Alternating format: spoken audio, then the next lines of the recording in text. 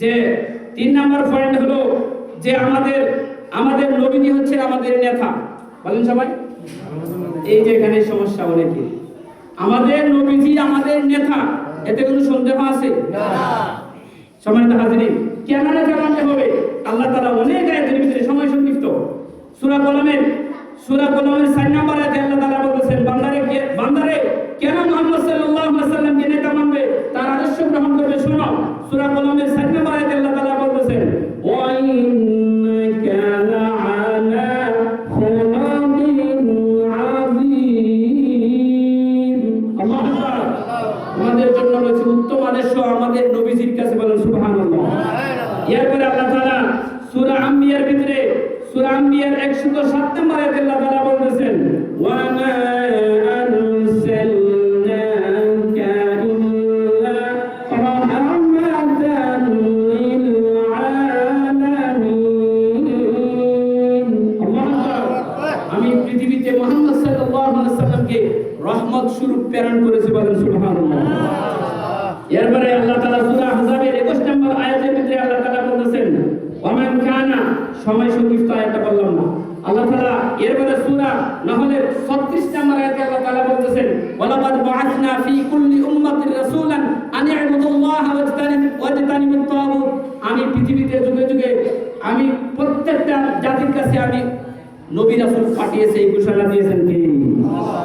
এরপরে মৃত্যুর পরে প্রথম প্রশ্নই হবে যে তুমি কি নামাজ পড়েছো? প্রশ্ন এটা না? প্রথম প্রশ্ন কি? মান রাব্বুকা, তোমার রব কে?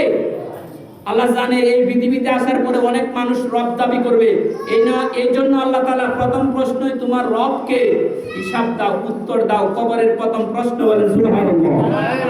এখন আপনি যদি রবের আইন মানেন তাহলে আপনার মুখ দিয়ে আসবে রব্বি আল্লাহ, আমার রব হচ্ছে তিনি যিনি আমার মালিক। বলেন সুবহানাল্লাহ। 2 নম্বর প্রশ্ন, মান দিনুকা, তোমার জীবন ব্যবস্থা কি? এখন বলুন তো আমাদের জীবন ব্যবস্থা কি? বলেন সবাই, আমাদের জীবন ব্যবস্থা কি?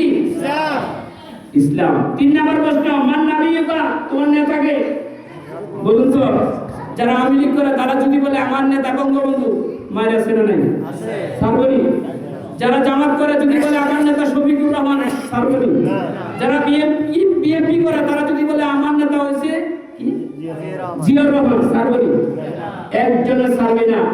যদি মুক্তি পেতে হয় একমাত্র আদর্শ মানতে হবে আমাদের নবীজির। এই ঘোষণা করে দিয়েছেন কে? আল্লাহ। আল্লাহ তাআলা যে কথাগুলো বলছি, আমি কি ভুল বলছি না সঠিক বলছি? বলেন সবাই, সঠিক বলছি না ভুল বলছি? সঠিক। আল্লাহ তাআলা আমাদেরকে বুঝদান করুন, সকলে বলেন আমিন। আল্লাহ তাআলা আমাদের সহি কথাগুলো আমল করার তৌফিক দান করুন, সকলে বলেন আমিন। আল্লাহ তাআলা জীবন ব্যবস্থা আমাদের দেশের জন্য যেটা প্রয়োজন মনে করেন, দেশ পরিচালনার মতো কোনো আইন এই কোরআনে নাই। আছে? আছে। বলেন আছে? আছে। আমাদের নবীজি, আপনি ইতিহাস তালাশ করবেন, আমাদের নবীজি 12.5 লক্ষ মাইলের মদিনার বর্গমাইল কত বলেন? বলেন সবাই, 12.5 লক্ষ মাইলের মদিনা তিনি 10 বছর শাসন করছে কোরআন দিয়ে। কি দিয়ে বলুন তো? কোরআন দিয়ে। আব্দুল্লাহ ইবনে উবাই, সে মুনাফিকের সর্দার হওয়ার একটাই কারণ, নবীজির নামাজে মানত কিন্তু সমাজে মানত না। বলতো যে আব্দুল্লাহ ইবনে উবাই বলতেছে নেতৃত্ব দিবা আবু জাহেল, উতবা সাহেব তারা, আপনি কেন নেতৃত্ব দিবেন? আপনার নেতৃত্ব মানে না। এই জন্য রাসূল সাল্লাল্লাহু আলাইহি ওয়াসাল্লাম বলেছেন মুনাফিকের যে সর্দার আব্দুল্লাহ ইবনে উবাই, যত যা মুনাফিক হবে পৃথিবীতে সমস্ত মুনাফিকের তিনি সর্দার, জাহান্নামের ভিতরে নিক্ষিপ্ত করে দিবেন কে? আল্লাহ।